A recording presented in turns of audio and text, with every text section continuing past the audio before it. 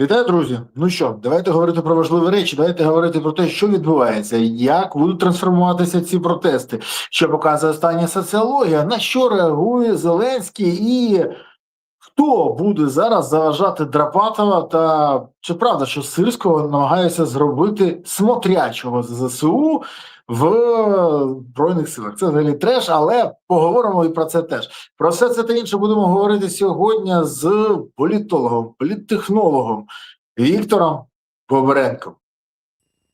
Віктор, вітаю! Доброго здоров'я всім, доброго здоров'я, Бориславе.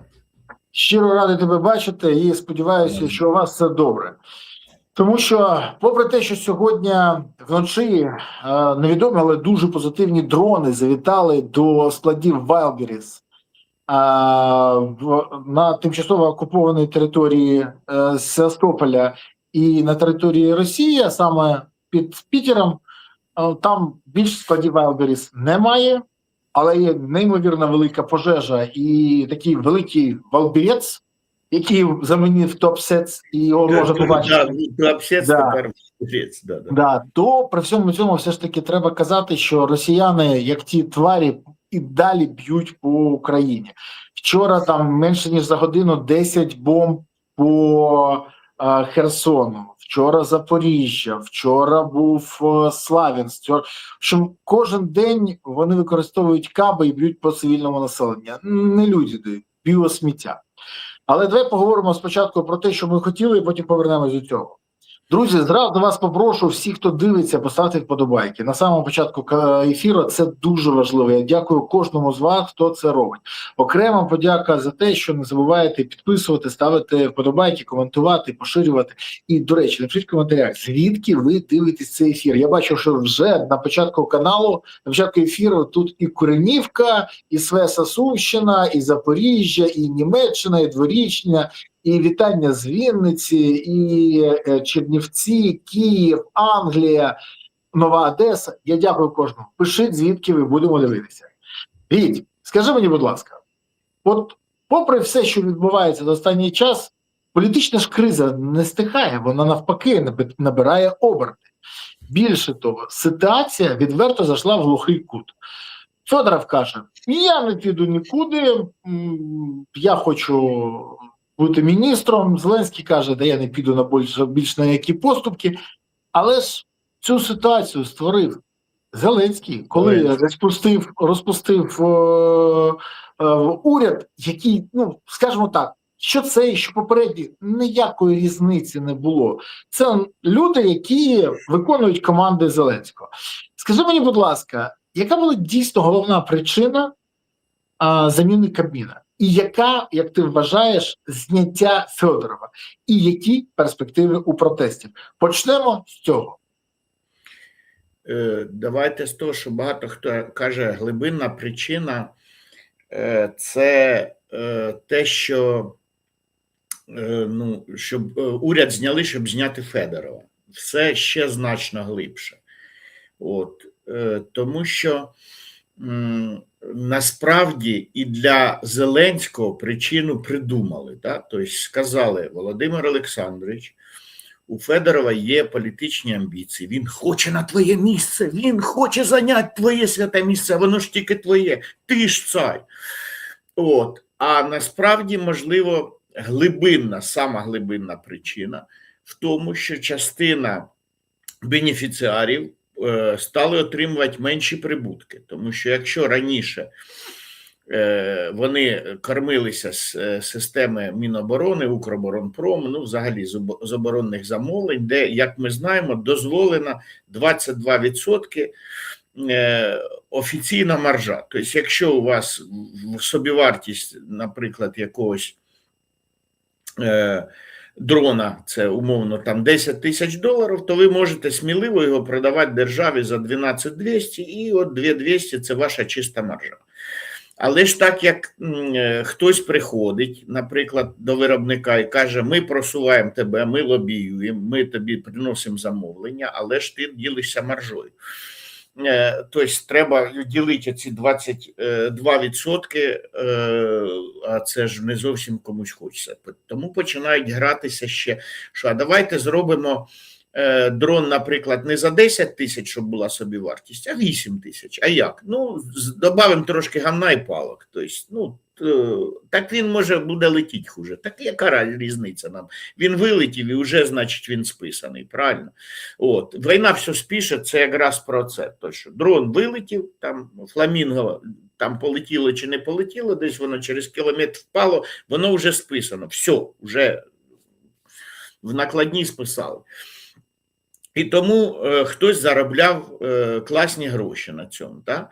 І прийшов Федоров, не те, щоб я зараз хвалю Федорова, що він просто хотів привести свої фірми, плюс там ще там десь прибігали і інші люди.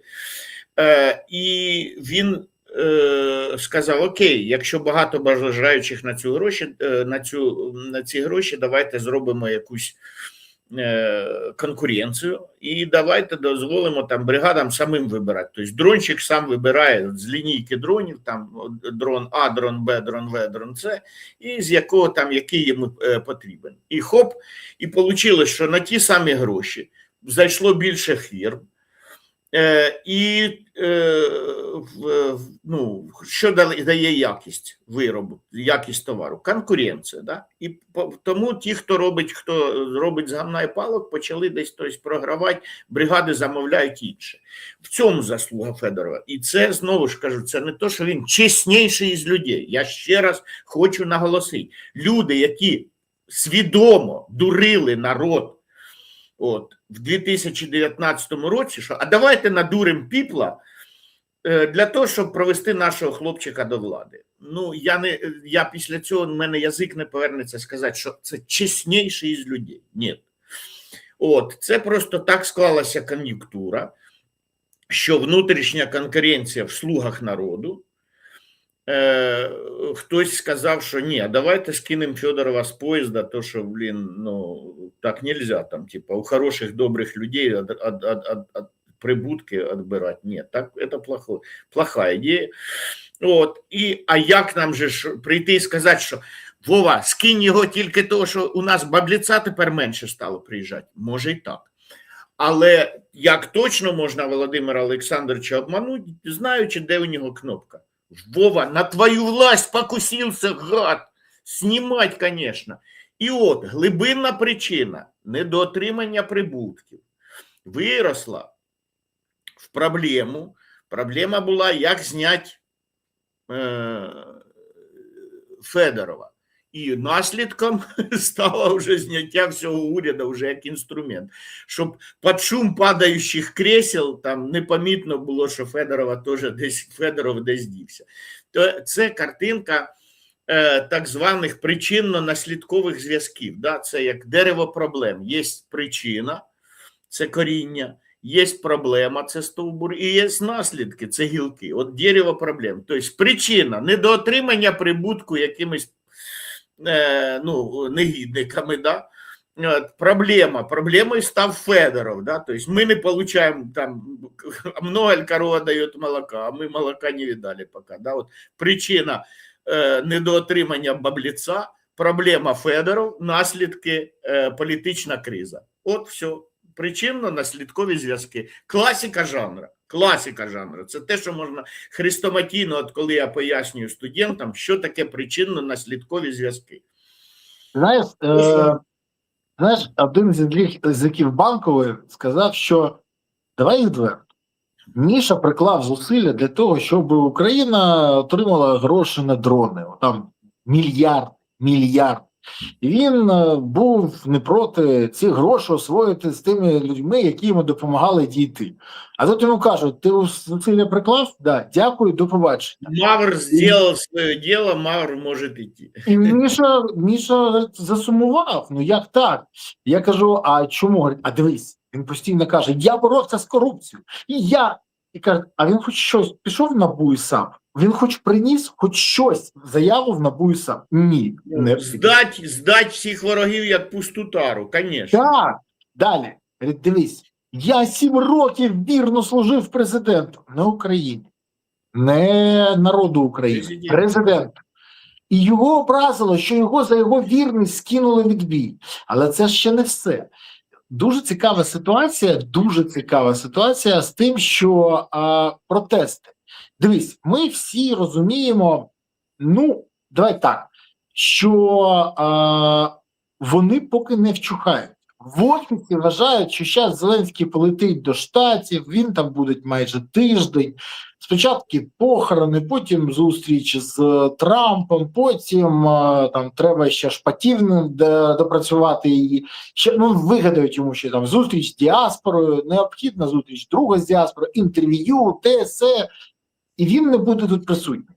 До речі, мене такі хвилюють. Він коли полетить, то по традиції кацапи знову почнуть про нас бити чи ні? До речі, напишіть про це в коментарях. Цікава просто і реакція. Але, бо вони завжди так роблять, ти ж бачиш неодноразово. Але скажи мені, будь ласка, як ти вважаєш, яке майбутнє протестів? Бо в офісі вважають, що люди зараз втомляться, сонечко, літо, студенти, півко, пляшко, ну і далі розійдуться.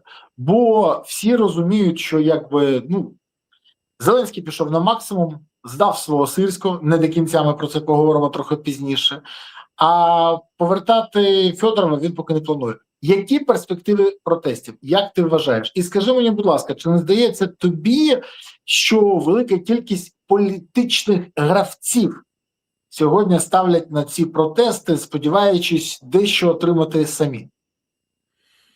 Ну, тут давайте дивитися, кому вигідно. Вигідніше всього Федорову, тому що Федоров зразу вріс. Ну, я від початку казав, як тільки почалось, що все, Федоров в п'ятірці найрейтинговіших політиків. Але виявили, що він в трійці найрейтинговіших політиків, що він навіть переганяє тепер Буданова. Ну, принаймні, так он розказує наша група рейтинг. І те саме я говорив, що від кого откусить Федоров? Він откусить потрошку у всіх. Але, от, наприклад, у Залужного зовсім трошки, а у Буданова трошки більше, і найбільше у Зеленського відкусить. Да? І саме яку частину електорату? Молодіжну. І, скажімо, він на себе забирає ліберальну частину електорату, яка була у нас там Самопоміч спочатку, потім вона була, ця частина електорату, це була голос, да?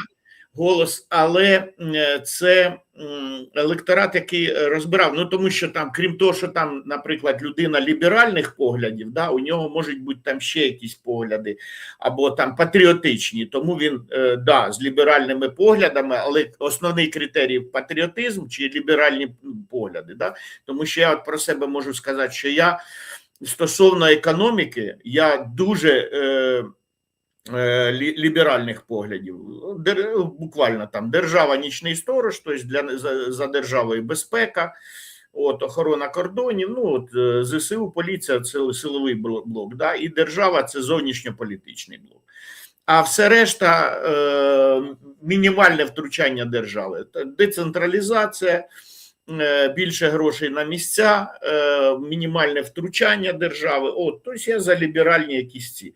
Але от, наприклад, в соціальній політиці я там, консервативніших поглядів, да, там, в сімейній політиці, таке це. Тобто не можна сказати, що я там ліберальних поглядів. І вже однозначно, що я вибиратиму між патріотичним президентом, кандидатом і ліберальним, я однозначно виберу патріотичного. Тому що в моїй системі цінностей багато є, да, там різних критеріїв, по яким ми відбираємо. І патріотизм для мене, там патріотизм, порядність, професійність, так далі, це там основні критерії. Да? Це як жінки, там критерії, да, там, а я люблю воєнних, красивих, здоровенних. Так все-таки воєнних чи здоровенних, тому що не всі воєнні здоровенні. Да?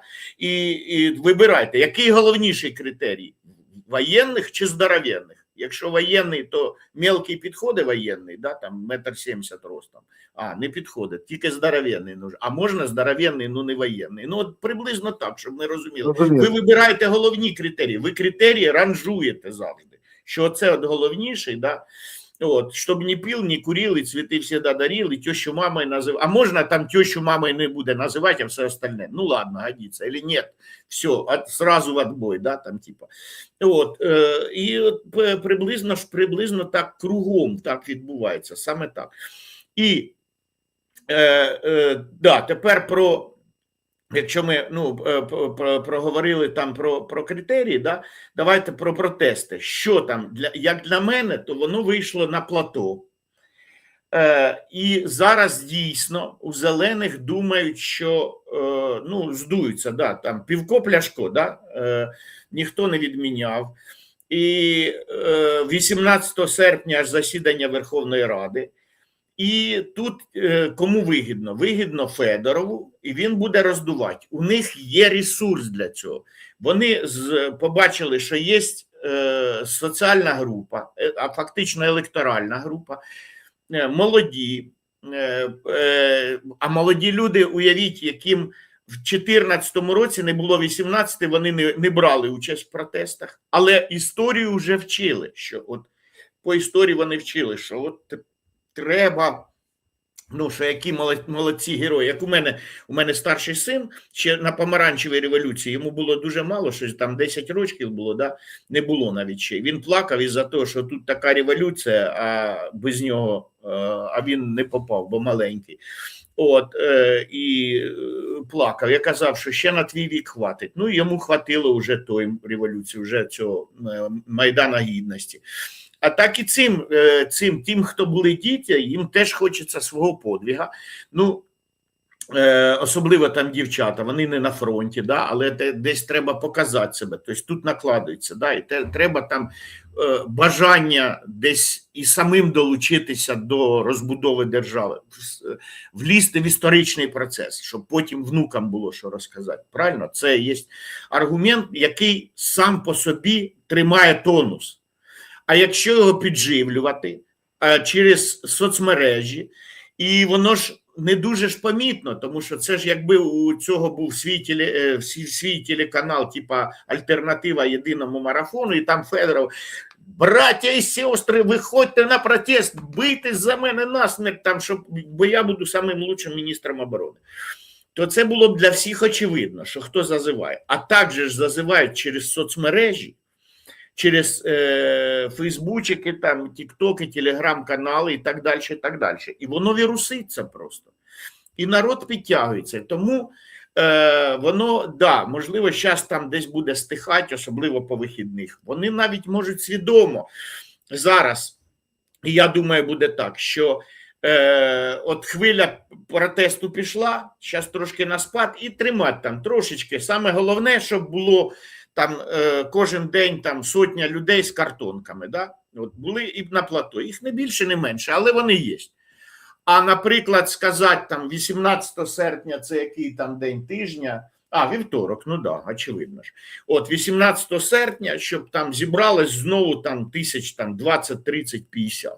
От, і вже всіх звать на вівторок. Вівторок, давай, Верховна Рада збереться там, типу, Зеленський, внось тільки Мішу, нікого другого ми не потерпимо, іначе хана. І вони отримують другу серію. Дивись, але я тобі хочу трохи пропонувати. У мене мій товариш, який зараз знаходиться під Констахою, в нього його син, його друзі виходять на ці протести. І я з ними поговорив, мені було цікаво. Я кажу: скажіть, будь ласка, от ви вийшли, що було? Ми вийшли проти несправедливості.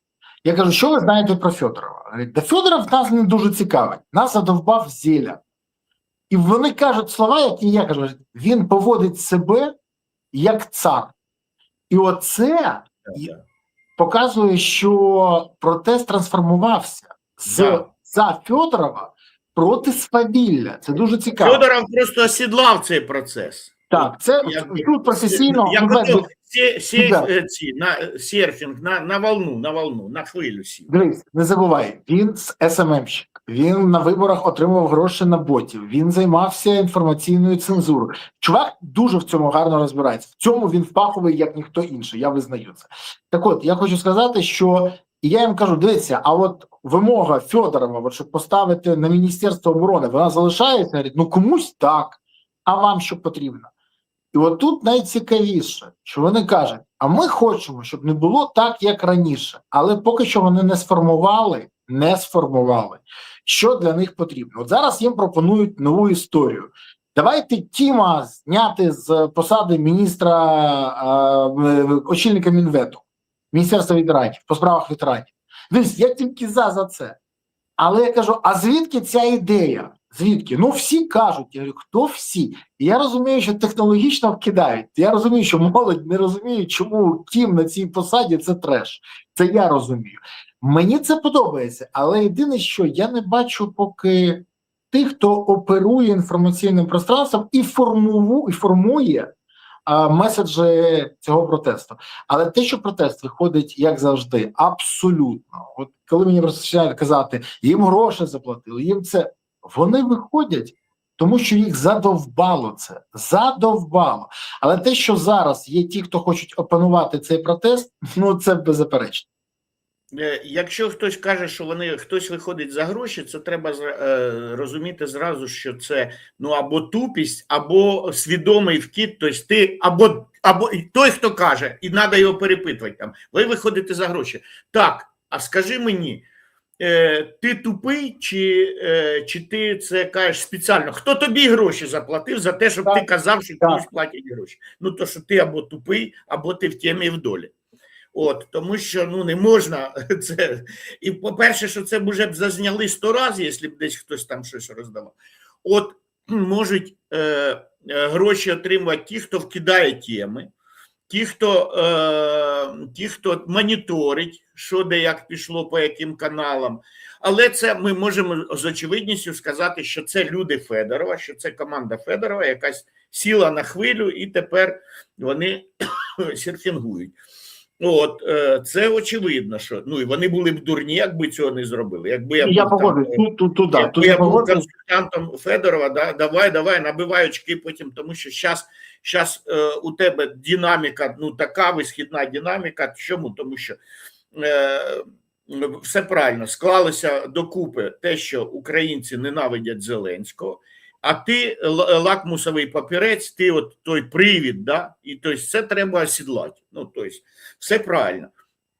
Але ж потім теж він вийде на плато і потім почне спадати. Чому? Тому що насправді носіїв ліберальної ідеології не так і багато. Принаймні їх більше з кожним роком. Чому? Тому що, скажімо, прихильники Юлії Володимирівни більш старшого покоління відходять в кращий світ, а молодь приходить з ліберальними цінностями. Частіше, знову ж, не можна там узагальнювати, казати, вся молодь там приверженці ліберальних цінностей. Різно. Але я стикаюсь з молоддю, їх легко там, можливо, обдурити. Но знову ж, я стикаюсь з талановитою молоддю. До мене на практику приходять кращі студенти. І я не бачу гірших. І тому там у мене вже замилене око. Розумієте? Якщо я бачу тільки умнічок і умніць. А не бачу там студента, який прийшов там, чисто то, що всім же ж треба десь діться і 4 роки там протеленькаться, правильно? Там, аби диплом дали якийсь, а який? Та пофіг який. І така ж молодь є. Я з такою молоддю не пересікаюсь, і тому і молодь, яка приходить на Майдан, це молодь же ж, це молодь з Могилянки, це молодь, це традиції вже. Дякуючи Сергію Квіту, там вираз, є, і не тільки Могилянка, але передусім Могилянка, де є студентські традиції, де якщо ти випускник цього університету, яке ти маєш право не вийти на протест. І тому це очевидно. І це, до речі, ще сигнал зеленим. Тобто ви уявляєте, що те, що я стверджую уже протягом 20 років, патріотична і пасіонарна меншість завжди перекує як хоче. Там вони кажуть, Зеленський має право, це його святе право, а нам плювать на його право, якщо він наплював на наше. І того буде, як ми скажемо, протест, ні, закінчиться війна, викинемо всіх нафіг. Просто вийдемо і винесемо. Зараз війна – це єдиний фактор, який стримує Україну від того, щоб там було не 10 тисяч, а мільйон. От що стримує. І це у Зеленського мусять розуміти. Як тільки буде заморожено конфлікт, збирайте чемодани. Будь-який там нам треба випустити пар. Україна чекає Майдану. Уже вона. І не такого, не такого. Я тобі скажу, от я говорив Юрко, говорю, ну там, малий там, а ти як ставишся? Говорить, я був поряд. Я говорю, плюс, все, ти не змінився. Говорить, та ні, я ж стара людина, він каже. Життя мене не змінило. 2 Майдана, все пам'ятаю. Більше того, ми чомусь звикли, що через одного владу треба виносити. А це якраз через одного. От так і відбувається. Дивись, але Сирського зняли. Фьодорова не повернули. І Фьодоров висуває ультиматум. Або я йду на посаду міністра оборони, або ніякої посади. Зеленський не може його повернути, тому що тоді він показує остаточно свою слабкість і все. Це вже будуть казати, як про Трампа, про Вова завжди здає назад. Да. Чи все ж таки от можуть дотиснути, і які перспективи самого Фьодорова, якщо не дотиснуть так дуже стисло, але головне, а чи може Фьодоров стати спойлером Зеленського? Бо відверто, скажімо так, і на Фьодорова є багато що, бо він мовчить не просто так. Він же не називає нікого. Мовчить. І ми всі це знаємо, це розуміємо. А ще є команда Фьодорова, так сказати. У когось можуть забрати бронювання, і ми це знаємо. У когось є величезні історії, як можуть їм нагадати. І про це теж. Я чому кажу, що для команди Фьодорова зараз історія, коли вони б'ються за виживання. І не тільки за сьогоднішнє, а й за майбутнє. Вони почали йому казати: Міша, ти президент, Міша, ти більше не будеш вірно служити 7 років комусь, тобі будуть вірно служити. І Міші це подобається. Так все ж таки, де межа можливості Зеленського, чи вона вже все, ми її досягли, ми побачили. І головне, чи може бути Фьодоров, так, в якомусь сценарії спойлером Зеленського, чи не може? Да, от це питання, я задумався, у мене поки нема відповіді, чи Рубікон перейдено вже остаточно, чи точка неповернення вже пройдена, ну, начебто да. Хоча ж знову, 18 серпня, а вдруг там Зеленський візьме та внесе його кандидатуру. Тут вже ж може бути по-хитрому. Зеленський вносить кандидатуру, але підговарює частину там якихось Арахамів, Фанчуків, щоб вони не проголосували. Іначе Володимир Олександрович каже, ну, бачите, я хотів, не вийшло. Парламент, блін. От, і тоді, якби, ну, і що, як зуся вода, тоді Володимир Олександрович, тобто, можуть примінити таку технологію. Я хотів, люди просили, я хотів, ну, бачите, люди, парламент у нас такий, іншого немає, а я ж не маю впливу на парламент. Або ж, це така версія, або ж версія ще така, що Зеленський свідомо і принципово не внесе, і щоб показати, що я тут хазяїн, я тут командую, там, типу, ніякі майдани на мене не вплинуть. І от вони зараз між вибором ту чи тут стратегію вибрати, да? Ну, тут уже не так стратегія, як тактичний, да, крок, там, типу, як нам обмануть, в общем, цим сюжетиком чи цим сюжетиком обмануть більшість. І, можливо, десь вони будуть прораховувати. Можливо, зачастять час в регіони фокус-групи, вони будуть же ж допитувати. Да? От, але фактично, да, Федоров, щоб ми розуміли, це просто відтінок зеленого. Да? Якщо там умовно сам Зеленський це темно-зелений, то це лайт-версія, це там в світлих тонах. В світлих тонах, от, зелень, там, я не знаю, таке, там, ближче до салатового. Да? От, і багато хто із оточення Зеленського і захоче перейти в команду Федорова, як ото там Потураєв. Я виходжу з фракції, там, а потім щось затих, не знаю, може, ну, коли хтось каже, я там складаю мандат, це може же ж бути сигнал, там, Міша, забери мене з собою. Забери мене з собою, да, я прийду щось там, та-та-та-та. Ну, хтось пам'ятає цю пісню. От, ну, десь таке може бути. І, да, біда, якщо вони переходять Рубікон, вони ж повинні розуміти, що все, почалась там у них своя громадянська війна. Тиха, хай вона навіть буде там подковерна, десь буде вилітати тільки в якихось речах, ну, в взаємних звинуваченнях, і саме головне, що може бути, да, друг друга почнуть здавати. Це хотілося б, да, там, якщо вони друг про друга знають, і НАБУ і САПу здавати там, типа, явки і паролі. От, але вони будуть тупі. Тобто тупіє хода нема для зелених, і тому вони можуть його зробити, вони можуть там затицикашить, забусифіцирувати самого Федорова. Ну, це була б вершина ідіотизму. Але вони можуть піти на ідіотизм. Давай відверто. Ідіотизм – це фірмова марка Зеленського. Так, але ж я ж кажу, що це було б там, тобто, ну, дурня. А от що грамотно зробити, да, вони можуть, це вони можуть якраз прорядити оточення, да, тобто там повидавати повістки всім там, ну вони ж знають, хто там на нього робив, оці всі. Там, о, ти хороший СММщик, будеш хорошим дрончиком, іди там до Мадяра, там тебе швидко научать, а може ти ж талантливий, ти зараз там будеш замість того, щоб тут всякі какашки на вентилятор накидати, будеш там он, в Алберіси, їхні, підпалювати. Ну, все нормально. От, і тобто якраз його оточення можуть прилетіти. То, ну, сама краща була б тактика. Не трогаємо Мішу Федорова, ігноруємо, не звертаємо на нього увагу, ну, принаймні, ось до 18 серпня, а всіх остальних під нож. Ну, всіх на фронт.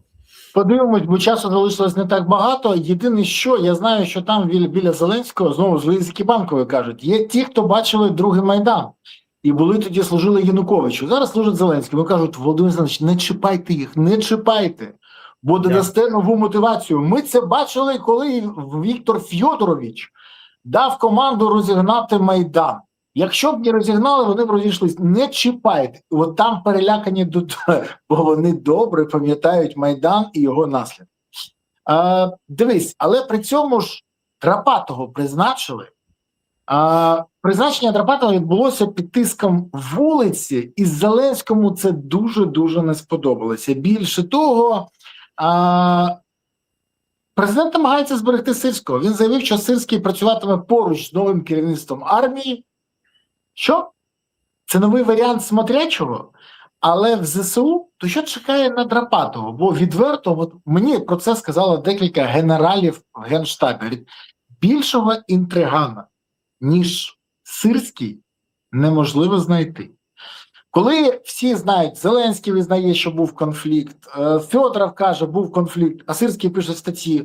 Ні, я узнав від вас, що конфлікт був. Я зараз згадую, пам'ятаєш, ой-ой-ой, а хто ж це зробив? Аристарх Петрович, а хто ж це зробив? Ай-яй-яй-яй-яй-яй-яй. Це перше. Друге, коли він каже, я створив сили безпілотних систем, я зразу, почекайте. Минуточку. А хіба не були вони створені за Залужного 6 лютого 2024 року, за 2 дня до зняття Залужного? Зеленський все ж таки підписав указ про створення. Чому? Тому що Залужний 2 роки вибивав створення цих сил. І Сирський, це моє. Потім я сприяв. Ти сприяв? А як Сухаревського злили, забули вже? А як самого Драпатова, до речі, Драпатий перший головком, який став головкомом, отримавши 3 догани від попередника. Це дуже смішна ситуація. Бо Сирський бачив всю ситуацію. І плюс Зеленський, фактор Зеленського, він не любить військових, у яких є рейтинг і повага в армії, і авторитет. А у Драпатого авторитет неймовірний. Скажи мені, будь ласка, чи дійсно Сирського хочуть зробити смотрячим за Драпатим і тому, хто буде заважати йому? Чи це нам просто здається, бо ми вже на холодну воду дуємо? І скажи мені, будь ласка, чи будуть мочити рейтинг Драпатого через мобілізацію, не давати йому робити те, що він хоче, заважати, палки в колеса ставити, багато чого не публічно. Ніхто ж не знає, наприклад, до того моменту, поки не почали розповідати про це генерали, Кривонос, Наєв, інше, що Залужний казав постійно ні Зеленському і просив його не втручатися в керування армією. Це ж вийшло потім тільки стало. До того ніхто не знав. Зараз будуть Драпатому сприяти у всіх питаннях, чи навпаки, Сирського для цього і залишили? Що ти скажеш з цього питання? Бо це не військове питання, це політичне питання. По-перше, Сирський ще сказав, що я залишаю армію, що наступає. Де ми наступаємо? Може, під Констахою? Може, на суджу опять наступаємо? Тобто, не зовсім так. Да, у нас є скажімо так, зараз перевага деяка в повітрі, але не на землі. І стратегічна ініціатива досі знаходиться в руках ворога. І це треба визнати. Тому, Сирський, кого ти хочеш обдурити? Наївних там в оточенні Зеленського. Це так, перший аспект. Друге, а що значить він залишиться біля армії? Ну, біля армії де там? Що? Ким? Фактично, чим сильна армія, от парадокс, да? Армія, де є ліберальні порядки, програє. Армія, яка мітингує, програє завжди, починаючи від 9-го легіона Цезаря, який там бунтував, да? І починаючи там, закінчуючи лютневою революцією там на Росії в 17-му році, чи потім жовтневим переворотом. Тобто армія, яка мітингує, вона розпадає, ну все, ханай. От. І тому потрібно в армії єдиноначалія. Якщо драпати головком, всі остальні там равняй смірно, кругом, що не так, упав, аджався. От. І з якого дива Сирський буде приходити і головнокомандуючим там щось радить. Ну окей, його це може Зеленський забрати його до себе радником з військових питань. Ну придумати там, типу, в Офісі президента ще якусь штатну одиницю. Можливо, навіть не списуючи Сирського в запас. Да? От, як от Буданов же ж досі генерал-лейтенант, він же ж не в запасі, а просто прикомандірований. Ну, прикомандируйте там Сирського в Офіс там, чи в РНБО, там, неважливо. Хай радить Зеленському, ми хіба проти там, і ми розуміємо, що це будуть радити інтриги. Тому що яке втручання Зеленського? Те, що навіть вони намагались при Залужному робити і роблять весь час при Сирському. Да? Тобто нав'язують там, кого куди призначати, де хто ким має бути командувати. А це вплив уже, там кадрове рішення, це вже вплив на процес підготовки, прийняття і реалізації рішень в ЗСУ, і їхніх, в тому числі, там яких оперативно-стратегічних задумів, да, там, типа, чи хоча б там на тактичному рівні, як воюємо так, чи воюємо так. Ходять у нас танки, стріляють, чи танки вже далеко позаду, а воюємо дронами. Ну, так або інакше. Да? І тут ще що, знову ж, що можуть радити Сирський. Я з подивом дізнався, що полку Скеля, ну, там у них, ну, полк, це там класичний полк, це 3 батальйони, 3 стрілкових батальйони, ну, там ще, можливо, окремий там цей взвод розвідки, рота автоматників, все. От полк, класичний полк, скажімо так, від Першої світової і до нині, да? А тут, якщо в полку там 15 батальйонів, ну, і рідних, і прикомандірованих, да? 15 батальйонів полк Скеля, то це вже, я извиняюсь, це не полк, це навіть не бригада, це майже вже повноцінна дивізія. Ну, півдивізії це точно. От, і там, типа, ми будемо так далі там воювати полк Скеля. І оці всі рішення будуть, якщо драпати оцінить, що можливо, ну, як пожежна команда, оці штурмові полки Сирського, можливо, вони і потрібні, да? Тому що їх зняли з цього відтинку фронту, кинули сюди, потім зняли, перекинули, ну да, дійсно, як пожарники, да, їдуть там, де є якийсь виклик і треба дати відповідь. Можливо, воно і потрібно, якби історія розсудить. Ну, я не буду судити про це, хоча мені надзвичайно це цікаво, як любителю саме військово-політичної історії. Оце от мій основний там якби фах, військово-політична історія. Я ж мало що знаю про історію архітектури там, чи про історію там танцю самбо, да?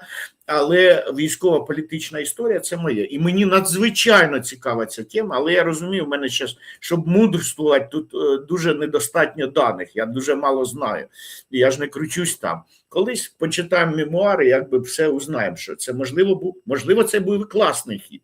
От, ну, мені отак по логіці розуміється, що це правильно, да? Там зробити якийсь полк Скеля, його перекидати, причому його перекидають по батальйону, да? Тобто полк це умовно, а тут зняли батальйон, хоп, Оп, там от 500 чоловік, і він уже там. Зняли тут батальйон, і він уже там. І той полк Скеля може на 3 напрямках одночасно воювати, хоча теж,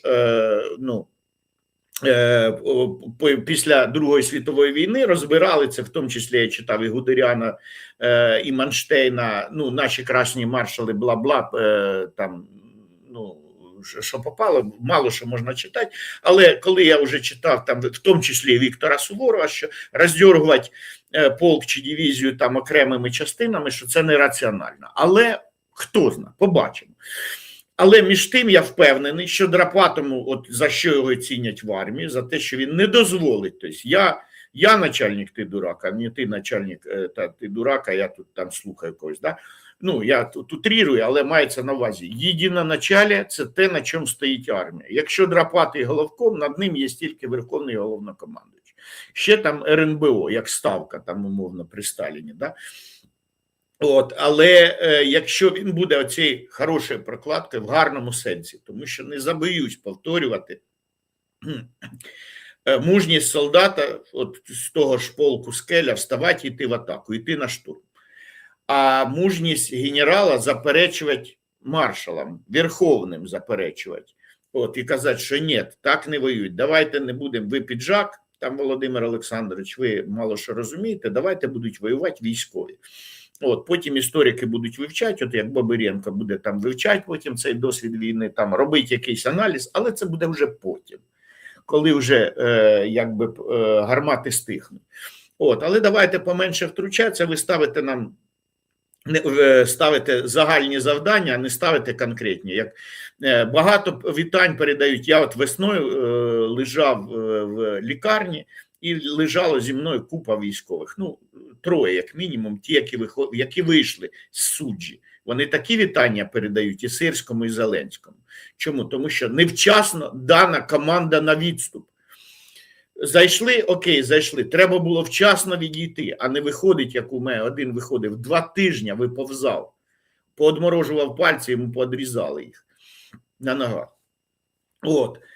Хто це допустив? Це Зеленський. А чому? Тому що втручався і казав, він же ж казав, ми ж пам'ятаємо, ми ж можемо підняти ці його слова, що там треба зберігати хоч кусок Курської території, щоб було мені, територія на обмін. Тобто ти політичне ставив вище військового. І це помилка, це завжди помилка. Тому що якщо військові кажуть, що треба відійти, тому що хтось попаде в оточення, втратимо багато людей безвісти загиблими. Ми просто втратимо їх, не вийдуть з котла потім. А Зеленський каже, ні, тримаємо, так чим ти краще Гітлера, який кожен раз оголошував там Тернопіль, фортеця Ковель, фортеця Бріслау, там фортеця Кенігсберг, фортеця Берлін. А чим краще? Тобто ті ж самі, Гітлер, щоб понадувати щоки там і показати свою політичну міць, там він оголошував там і відповідно там прирікав там частину своїх там сил, Вермахта, там Вафен-СС, там ще когось на загибель. Там Володимир Олександрович, ви подивіться в зеркало, у вас тут усиків нема? Так десь.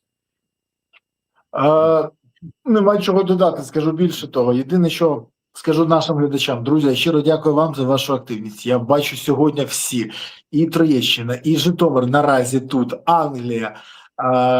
До речі, я побачив повідомлення про те, що мені відправили на пошту, так, я подивлюся. Далі... Слушайте, величезна кількість людей, просто не так багато часу залишилося, я тому не хочу. Але пишіть, я завжди аналізую географію наших глядачів. Пишіть, звідки ви дивитесь, що ви думаєте з цього приводу. Пишіть, коментуйте, поширюйте відео, радьте цей канал своїм друзям, знайомим. До речі, в описі цього відео є посилання на канал пана Віктора Бабиренка. Він скаже, як зав'яже. Тому не забувайте підписуватись і на його канал. Заходите в опис, тицяєте і стає вам значно краще, знати буде більше. Не забувайте ставити вподобайки, це теж важливо для каналу. Хочу нагадати, що Володимир Зеленський з порушенням Конституції наклав на громадянина України Борислава Береза санкції за критику і запитання, хто такий Вова, для якого будують дім в династії. Тому намагаються також заблокувати YouTube. Хочу, щоб ви не бачили ці ефіри і не чули цієї інформації. Якщо, не дай Боже, зникне канал з ваших очей, тоді використовуйте VPN. На жаль, таке є ще в Росії і в Білорусі. Там теж тоталітарні керівники країн намагаються обмежити місцеве населення в отриманні інформації від опозиційних політиків, журналістів. Україну ведуть тим самим шляхом. Дикість 100%. Але ми це спостерігаємо. Тому підписуйтесь, ставте вподобайки, коментуйте, поширюйте відео і дякую, що ви такі. Віть, а скажи мені, будь ласка, при всьому цьому ми не можемо забувати про міжнародну політику, тому що це, скажімо так, та частина, яка підтримує Україну. Саме міжнародна політика і дипломатія допомагає Україні виживати. І от зараз з'являється заява Зеленського. Перша, він летить до Сполучених Штатів, 28-го в нього зустріч з Трампом, і він каже, він припускає, що зустріч представників України, Росії, Сполучених Штатів може відбутися до кінця літа. Фактично залишилось трохи більше місяця до кінця літа. А більше того, він каже, що отримав від Вашингтона нові пропозиції, які ще будуть обговорені з Кремлем. Обговорювати буде Вітков, обговорювати буде Кушнір, зять Трампа. І, звісно, каже, що все це треба робити до осені. І каже, що я думаю, тоді буде тристороння зустріч. Я вважаю, треба наполегливо над цим працювати. Якби від нас залежало, вона була б вже у липні. Але не все залежить від нас, сказав Зеленський. Це намагання торгувати новими марними надіями? Чи це про те, про що говорять в Офісі президента, що може припинитися війна за декілька місяців і тоді вибори, і це стає реальністю?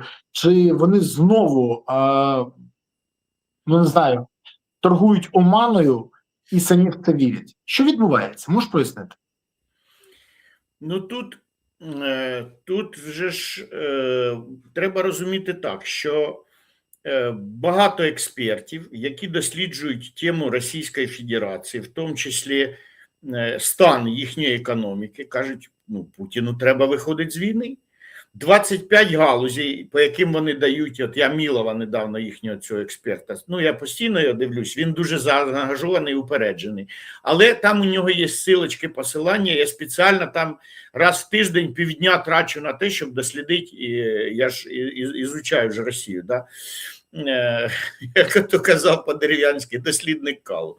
Так я досліджую Росію, як вони прийшли до фашизму, що там з ними твориться. І дійсно там всі кажуть, Путіну треба виходити з війни. Тобто, якщо Путін патріот Росії, він мусить виводити її з війни, тому що вони колапсують уже, у них все погано. Мало того, Путіну треба було виходити з війни десь в травні минулого року, 25-го, коли Трамп і запропонував, давайте там заморожувати конфлікт по лінії зіткнення і де-факто там, що ти захватив, Путін, те залишиться і тобі. Але знову ж, російське суспільство вам, тобто економісти вам скажуть, Росії пора виходити з війни.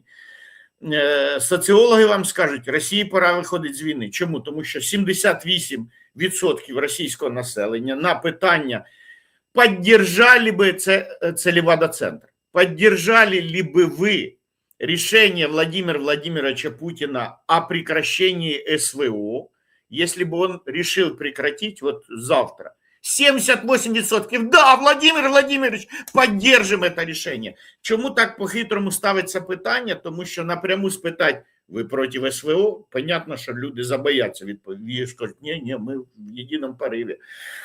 А якщо поставити питання правильно, що якщо Путін там захоче, ви підтримаєте, і очевидно соціологам, що 78%, тобто 2/3, 3/4 росіян за те, щоб там все, сворачиваемся. Деды отвоевались, хватит, повторять не будемо.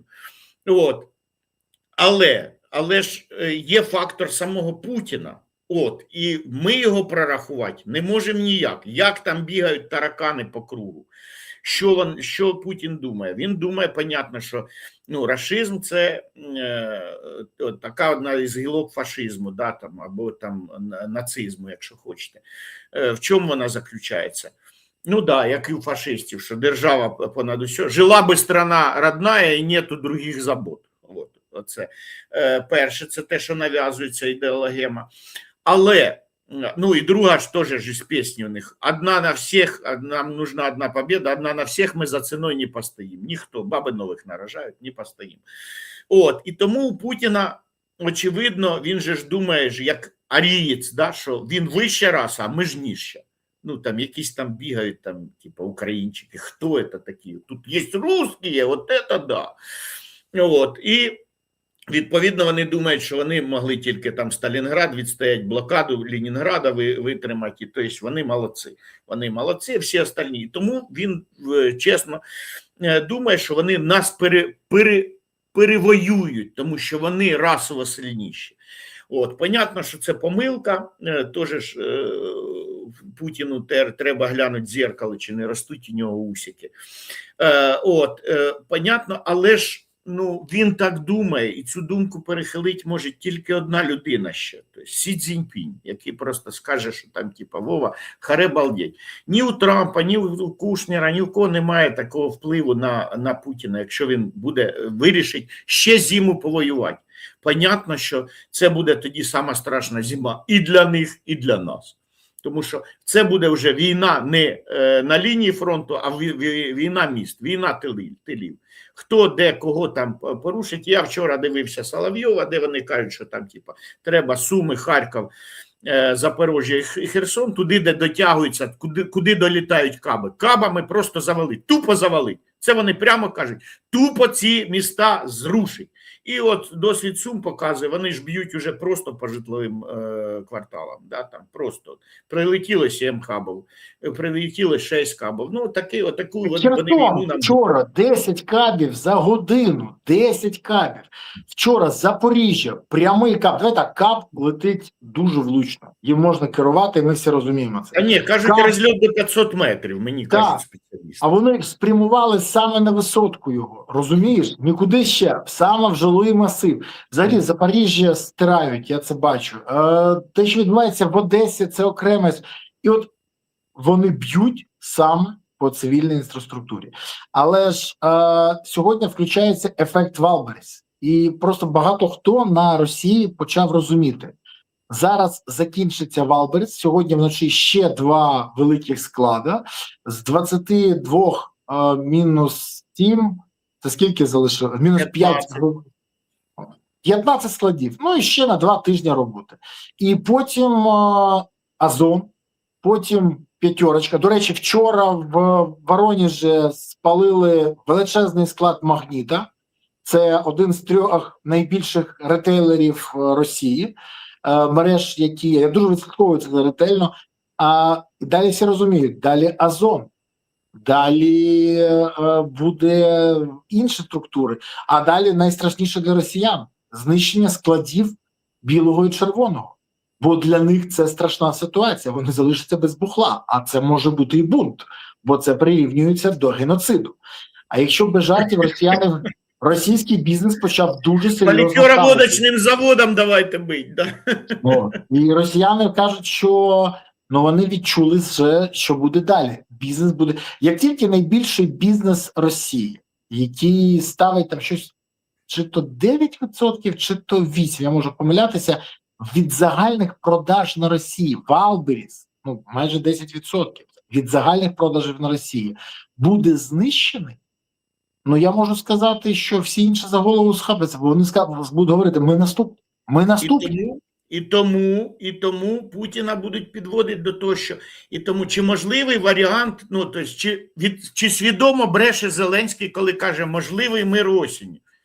Ні, тут може бути, я думаю, що рішення ще остаточне Путіним не прийнято. Заходить в зиму, чи не заходить. Але у нас є ключова точка. Якщо вони вирішать заморожуватися, то вони це продемонструють перед виборами. Що миролюбство Путіна, що голосуйте за Єдину Росію, тому що Єдина Росія от час принесе, от час мир. Тобто десь на початку вересня. І тому Зеленському, мабуть, же ж розказали такий варіант, в тому числі наші ж розвідники, в тому числі, можливо, і ЦРУшники, які сказали, що Путін саме зараз стоїть перед вибором. І воювати заходить в листопаді в зимову війну чи не заходить? Тому що якщо заходить в листопаді, то виходить з зимової війни вже в березні-квітні. Тобто або заморозка в жовтні, або заморозка тоді наступний раунд уже аж в березні, в квітні, не раніше. І ми воюємо зиму. І от чи наважиться Путін воювати зиму, побачимо. Побачимо на початку вересня, скоріше всього, до 18 числа, до початку їхніх виборів. Якщо ж ми цього не побачимо, то очевидно, що вони входять в зиму, і там далі нам ловить, чи буде все-таки у них мобілізація, в якому вигляді. Тому що якщо вони заходять в зиму, вони захочуть провести мобілізацію, попробувати не тільки тил наш порушить, а і на фронті. І тут потрібно, я думаю, що зараз дипломатичні зусилля, зараз сезон відпусток у всіх, зараз всі притихнуть якраз до того ж самого, до другої половини серпня. Потім всі повиходять, повилазять, спочатку наш парламент, у нас буде політична криза, потім десь ще всіх накриє, і умовно після нашого Дня Незалежності буде ще така одна хвиля і інформаційна, і дипломатична стосовно заморозки конфлікту. І початок вересня це буде ключовий. Ми побачимо, якщо Путін не зробить зусиль по заморозці конфлікту на початку вересня, очевидно, що воюємо, значить, всю зиму. І давайте до цього готуватися, що ще зиму ми провоюємо. І я не вірю, що витягне війна ще рік. Тобто весною або до весни хтось ляже, ми чи Росія, ми точно вистоїмо, хоч це буде, можливо, мінус, страшні втрати. Я говорю про ці 4 міста, про своє, плюс Суми, Харків, Запоріжжя, Херсон, які будуть виносити, тому що в Харкові зараз 1 мільйона нема, але 1800 є. От він захоче заставити виїхати цих людей. В Сумах 300 тисяч нема, 250 є. Він захоче, щоб ми всі виїхали. І те саме з Запоріжжя, і ще те ж саме Херсон. Херсон найближче, Херсон через річку взагалі. Херсон страшне. Да. Погоджуюсь з тобою. Погоджуюсь, давай слідкувати, що буде далі. А поки у нас є заява Зеленського, дуже цікава. Я повністю незадоволений, я бачив відсоток виконаних робот, нам треба дуже швидко включатися. Це Зеленський заявив про план стійкості і так звану підготовку енергосистеми до зими. Це він ще не бачив, що відбувається з планами незламності та потужності. На їх фоні план стійкості ще в дуже непоганому стані. До речі, а хтось чув, що там з планом перемоги? Забули вже? А від йому нещодавно 2 рочки буде. І треба ж виправляти цю ситуацію. Думаю, що вечірніми гундосиками ситуацію ж не виправити. Більше того, там зайшло частково нове керівництво на Укренерго, зайшло нове керівництво на Нафтогаз, там чиновників призначали, і от мені тут знову з якісь банкової кажуть, вони коли зайшли, побачили, що справді відбувається, то переважна кількість з них почало купувати будинки на зиму. Це про рівень підготовки, бо в квартирах розуміють, що буде страшне. А шукали будинки, я кажу, що значить? Та у нас, навіть, один керівників департаменту тільки призначений, прийшов, подивився моніторинг, а зарплата в нього 78 тисяч, пішов, миттєво купив квартиру. Говорить, цікаво, чому їм НАБУ САП не цікавиться? Говорить, так напиши, говорить, я не можу, він з іншого відділу, бо він напише, скаже, що там ще щось, а мене після цього взагалі вигонять. Я кажу, от тому ми так погано живемо, що ви ніхто не хочете казати правду і викривати один одного. От, Борислав, от ти такий, як всі. Я говорю, я такий, як всі. Я не хочу, щоб ви мовчали. Але скажи мені, будь ласка, на тлі того, що Зеленський визнає, що підготовка до зими на поганому рівні, на фоні того, що ми дізнаємось, то що чекає Україна, якщо навіть Зеленський визнає, що нічого не готово, а опалювальний сезон, поновлення атак по нашій енергосистемі вже почнеться за декілька місяців. Скажи мені, будь ласка, влада живе все ж таки тоді, оцим кінцем війни, якщо нічого не робить? Чи просто вона недолуга настільки, що не може нічого зробити? Ой, тут складне питання, тому що я їхав абсолютно з думкою про те, що влада нічого не робить, і вони там всі тупі. Їхав в відрядження по області. Я тільки повернувся вчора з Шостки. І був і Шосткінська ТЕЦ, яка роздовбана була, да, і там як готуються, як хочуть зробити енергетичні острови, як хочуть робити утеплення, і там по окремим мікрорайонам. І да, скажу, що дуже велика біда буде в тих, в кого опалення не індивідуальне опалення, ну от як у мене, наприклад, мені там легше, да, як у нас там цілі мікрорайони, які від ТЕЦ. Ну, це ТЕЦ накриється, а енергетичного острова, ну, то необхідне обладнання, яке могло б заміщати, не встановлено. Але там, крім того, що влада тупа, там ще є об'єктивні фактори. Не встигаємо. Місцеве самоврядування робить все, що завгодно, ну, стараються. Ну, принаймні, я знаю там особисто там міського голову Шостки, ну, це ну, сильний мер. І він давно він знає все там до гвинтика. І те саме дивлюсь там по Сумам, по іншим містам, теж саме дивлюсь і по Харкову, да, там теж приїздив туди і цікавився саме цим питанням, підготовкою до зими. Готуються наче, але накладується і неготовність властей, невміння властей, невміння сконцентруватися і сконцентрувати ресурси, і просто бажання вкрасти, тобто неефективність і корумпованість влади, але накладається ще й місцеве, там типа немає фахівців, пізно підвезли, ну багато інших факторів, про які навіть я не можу розказати.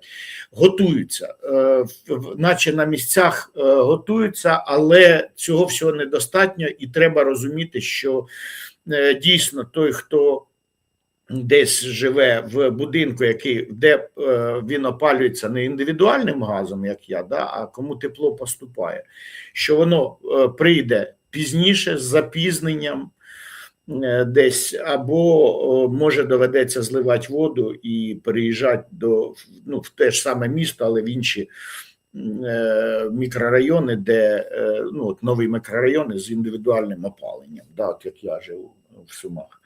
Десь може так, або по селам і там купіть хату, в якій є пічка, там ви точно виживете. Але ж знову тут накладається в оцих містах, що а куди дівати дітей, де перевозити дітей. І отут держава абсолютно не опікується. Так само, як вони забили, півліта пройшло, у нас є бюджет, резервний фонд, в державному бюджеті, 40 мільярдів вони туди докинули, і щоб взяти ці гроші та вивезти дітей з оцих прифронтових міст хоча б на 3 тижні, щоб вони від цього постійно бах-бах відпочили. Десь в Прикарпаття, в Закарпаття, не знаю, там на Шацькі озера, на Волинь. Щоб просто діти ці відпочили. І це елементарно зробити. Це наскільки елементарно робити. І влада пофіг. І саме головне, що от я слуга ціню, що пофіг центральній владі, але пофіг і обласній. Тому що в обласному бюджеті теж є резервний фонд. І теж його можна використати на те, щоб хоча б, скажуть, там Бабиренко своїх вивезе, там чи ще щось, да, хай, але ж є малозабезпечені, є ВПОшники, є ті, в кого 2-3 дітей, хто не може дозволити собі витратити 16 тисяч на 10 днів відпочинку дітей десь в прикарпатських лісах. Просто це непідйомна сума для людей. Якщо для мене там це можливо і больно, але там то для когось неможливо апріорі. Подумайте про них. Не знаю. І я не знаю, як діти підуть в школу, як воно буде, що буде в Сумах цю зиму, якщо нам доведеться її пережити. Це буде важка зима. Але треба з оптимізмом дивитися, треба готувати, що і на Росії буде важка зима, що ж, уже раз так, то так. Але це точно буде остання зима війни, не крайня, а остання. Тому що і Росію ми заживемо в такі болота, що потім будуть вони вилазити, це 30 років там, чи 20 років точно. з того всього. А за цей час відбудеться ще й енергетичний перехід, коли нафта і газ не будуть самими головними ресурсами. А рано чи пізно це відбудеться. І все, і тоді, а що Росія може продати, крім нафти і газу? Дурь свою. І те, що вони зараз продають, вони продають що? А ми зараз вам дадим Тумаков там. А тепер поки що ми їм дали Тумаков. От в чому справа. І вони навіть не можуть продавати там загрозу. До речі, да. Лякати Росія тепер не може, бо вона колос на глиняних ногах. До речі, навіть її погрози. Ми використаємо ядерну зброю, миттєво отримує за це вони Тумаків від Китаю. Ну і всіх інших. Да. В будь-якому випадку, Віть, давай далі не просто спостерігати, аналізувати, робити висновки і пояснювати нашим глядачам, що відбувається. Що ми кожну п'ятницю зранку і робимо. Я хочу подякувати тобі за твій незмінний оптимізм. Про це, до речі, в коментарях пишуть постійно. Пишуть, що ти надихаєш людей, підзаряджаєш їх батарейку. І за це тобі дякую тут всі. Як завжди були. І Суми, і Свеса були. І, до речі, була сьогодні Троя неодноразово. Це дуже добре. І всі інші. Я хочу подякувати всім за сьогоднішню активність. Віть, дякую тобі. До наступної п'ятниці. Як завжди, па-па. Так, тримаємо стрій, пасарам. Друзі, дякую вам, що дивилися сьогодні ефір. Дякую, що були з нами. Окремо подяка за те, що ви не забули підписатися, поставити вподобайки, прокоментувати, поширити відео. Ви ж не забули? Ви ж не пасивні, ви ж активні. Ви ж підписники каналу, які і отримують інформацію, і підтримують канал. Я дякую вам, що ви допомагаєте. Окремо ще одна подяка за те, що ви не байдужі до потреб ЗСУ. Донатите на ЗСУ, підтримуєте ЗСУ, приєднуйте ЗСУ. Бо ЗСУ залишається запорукою того, що у України є майбутнє. Тож гуртуємося всі навколо потреб ЗСУ, щоб у України було гідне майбутнє. Дякую вам, па-па.